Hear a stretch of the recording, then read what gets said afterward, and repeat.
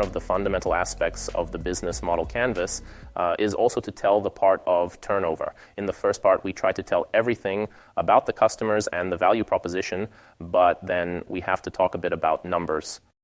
As a sequence, therefore, we are moving from customer relationships to the revenue part. This is because in the reports part, we know that these are cost items. If in the part of defining customers, we only know who they are, in the part of the channels, we are telling which ones we are interested in. Here instead, we are already talking about money, so we are not talking about costs, but we try to understand what types of revenues we can get from this type of people. The main question is always, how are we going to make money? So really understanding what kind of opportunity we have, because we know that even being within different types of realities, if we have an e-commerce, if we have an association, we still have to have sources of revenue, because it is impossible to support this type of company without having revenue. Let's consider that at the level of business model and business model canvas, putting too many business models is complicated, as always. In a brainstorming phase, you can put a lot of them, but then define which ones are really important for you. A business model is the plan that a company has to make a profit. Let's try to understand what is the opportunity that we have to create profits that allow us to support the rest of the company. If we only have costs, it's very difficult, so we evaluate what could be a suitable business model for what we do. You define the most suitable business model by carefully studying the entire part of the market that is not specifically described on the canvas, but clearly when we talk about the value proposition, we already begin to explain what the competitive scenario could be. There is a very famous model which is only used by really big companies, which is that of advertising. In the case of Google, they have the possibility and have sustained themselves for many years only by using advertising, because Google Ads was an incredible source of revenue. But to have this type of revenue, you also need to have very important numbers. It is generally not recommended for small companies because unless you are within a very important small niche, it is really difficult to make money from it. Consider that maybe you could sell space on the site, allowing you to have blog posts made by outsiders, but the company is hardly able to sustain itself only with advertising.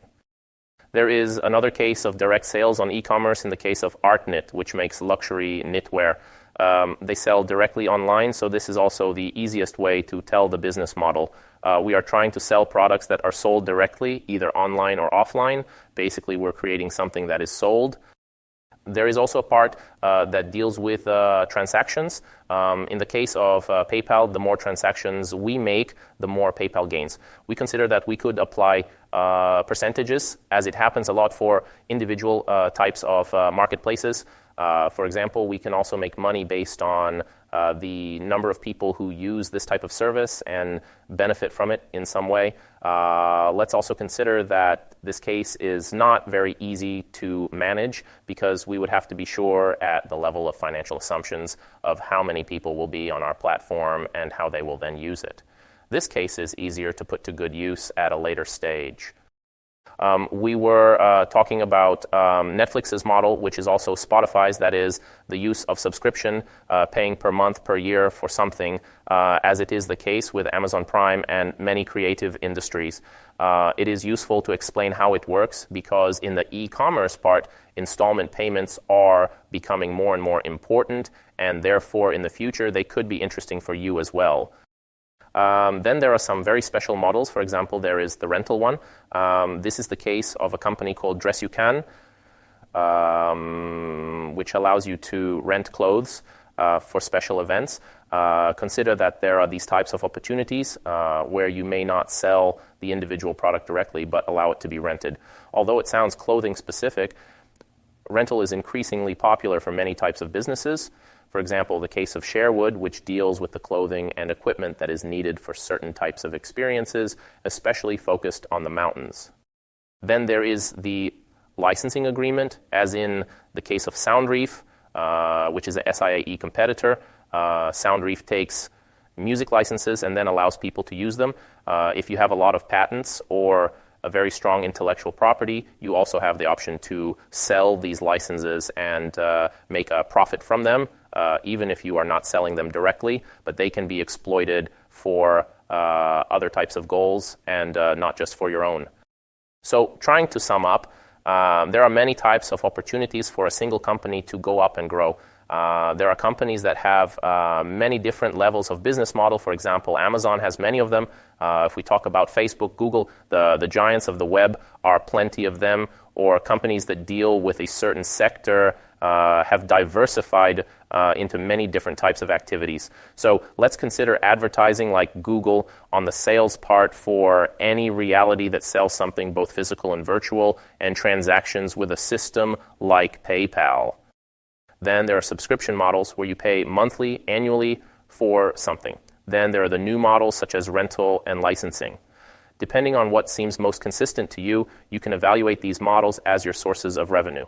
Remember that on the business model canvas, you don't have to tell too specifically what you are going to do, but only put points. You don't have to explain the whole funnel part because this is better told in the previous parts, but only say what the sources of revenue are. Choose which one might be the most useful for you. This is a last check, but be careful because choosing many models also means adding complexity to the management part. Consider maybe a maximum of 2 and then see if they work. And maybe by doing some tests, you can find out where your added value is. So trying to sum up, it's clear that this is a key part of the strategy because we have to try to understand how we make money. Everything else is because we are able to sell something. So let's consider that even in the nonprofit part, however, we are trying to understand what opportunities for us could be. We are also explaining the reason for certain choices. For example, if I adopt a mechanism such as the subscription, I have to explain why this is then connected with certain types of activities and is fundamental. We consider that the customer part, the revenue part, and the value proposition part should be related to different types of customers. For example, I might have different revenue items for different customers, so we consider that it doesn't have to be just a single person, but there can be many different types of opportunities, as you see with giants like Facebook or Tesla.